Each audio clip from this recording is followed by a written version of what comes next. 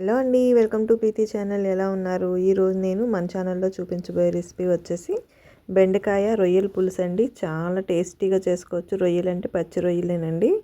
చాలా అంటే చాలా టేస్టీగా ఉంటుంది. మరి ఇంకెందుకు ఆలస్యం, ఈ కాంబినేషన్లో ఒకసారి పులుసు ట్రై చేసి చూడండి. మీరే అంటారు, కుటుంబ సభ్యులు కూడా చాలా ఇష్టంగా తింటారు.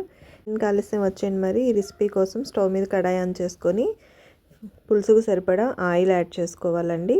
ఒక చిటికెడు మెంతులు, ఒక హాఫ్ స్పూన్ జీలకర్ర వేసుకోవాలి. ఇవన్నీ కూడా ఫ్రై చేసుకోవాలి. మెంతులు అనేవి బాగా రోస్ట్ అవ్వకూడదు, జస్ట్ కాస్త ఫ్రై అయితే సరిపోతుంది. చూసారుగా, జీలకర్ర ఇలా కలర్ చేంజ్ అయిన తర్వాత మీడియం సైజ్ ఉల్లిపాయలు నేను ఇక్కడ 2 తీసుకున్నాను.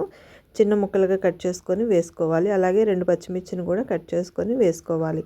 ఈ ఉల్లిపాయ ముక్కలు వేసిన తర్వాత ఒకసారి కలుపుకునేటప్పుడే కాస్తంత సాల్ట్ వేసామనుకోండి, త్వరగానే ఫ్రై అవుతాయి. చూసారుగా, ఉల్లిపాయ అంతా కూడా ఇలా కలర్ మారి రోస్ట్ అవుతుంది కదా. ఇప్పుడు కలర్ చేంజ్ అయిన తర్వాత మెత్తగా ఉన్న టమాటాస్ ఒక 2 తీసుకొని, చిన్నవండి, మీడియం సైజ్ అయితే ఒక టమాటా వేసుకుంటే సరిపోతుంది. చిన్నగా కట్ చేసుకొని వేసుకోవాలి. మూత పెట్టేసి ఒక 5 నిమిషాల పాటు మగ్గనిచ్చుకోవాలి. చూడండి, టమాటా అంతా కూడా ఇలా స్మాష్ అవుతుంది కదా. ఇప్పుడు ముందుగా నేను రొయ్యలను వేసుకున్నాను. ఈ రొయ్యలన్నీ కూడా టమాటా ఇవి వేసుకున్నాం కదా, ఉల్లిపాయ, వీటితో పాటు ఈ రొయ్యలు కూడా ఫ్రై అవుతాయి. చూసారు కదా, రొయ్యలన్నీ కూడా కలర్ చేంజ్ అయినాయి. ఇప్పుడు దీంట్లో అల్లం వెల్లుల్లి పేస్ట్ వేసుకొని ఒక హాఫ్ స్పూను పచ్చివాసన లేకుండా ఫ్రై చేసుకోవాలి.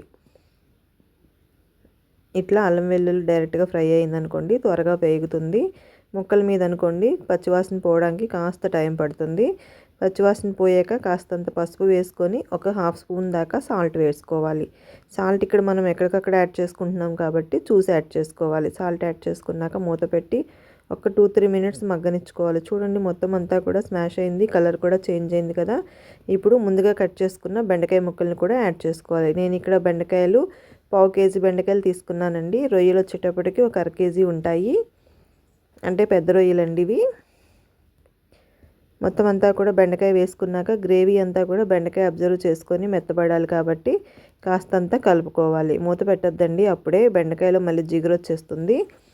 ఇప్పుడు కొంచెం సాల్ట్ వేసుకుంటే బెండకాయ ముక్కలు కూడా వేగేటప్పుడు పచ్చిగా ఉండకుండా చక్కగా పీల్చుకుంటాయి, త్వరగా ఫ్రై అవుతాయి. చూసారుగా, ఇలా మొత్తం కలిపేసుకొని బెండకాయ కాస్త మెత్తబడిన తర్వాత రుచికి సరిపడినట్టు కారం యాడ్ చేసుకోవాలి. కారం ఇక్కడ ఎగ్జాక్ట్గా 2 స్పూన్స్ యాడ్ చేశాను. మీరు కారాన్ని బట్టి యాడ్ చేసుకోండి. అట్లానే ధనియాల పొడి 1 స్పూన్ ఫుల్గా వేసుకోవాలి. నెక్స్ట్ వచ్చేసి ఇందులోకి వేయించి పొడి చేసుకున్న జీలకర్ర పొడి ఒక హాఫ్ స్పూన్ యాడ్ చేసుకోవాలి. ఈ ధనియాలు, జీలకర్ర అనేవి నేను ఇంట్లోనే వేపి పొడి చేసుకు పెట్టుకున్నానండి.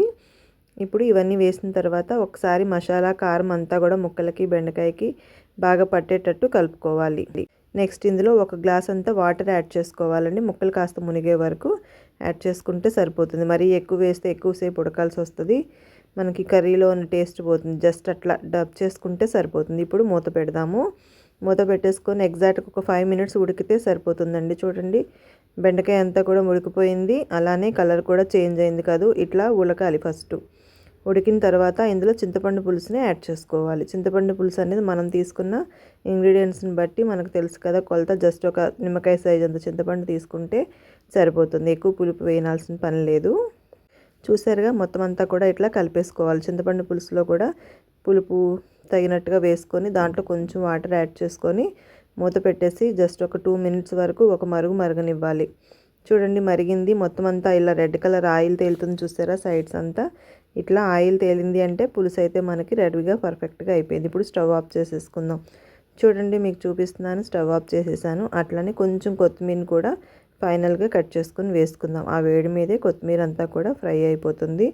ఇంకెందుకు ఆలస్యం, వేడి వేడి రైస్లో ఇట్లా రొయ్యల పులుసు బెండకాయ వేస్ట్ చేసి వడ్డించండి. తిన్న వాళ్ళు ఆహా ఓహో అనాల్సిందే. మీరు ట్రై చేసి రెసిపీ కామెంట్ చేయండి, లైక్ చేయండి friends. Thank you for watching. Thank you.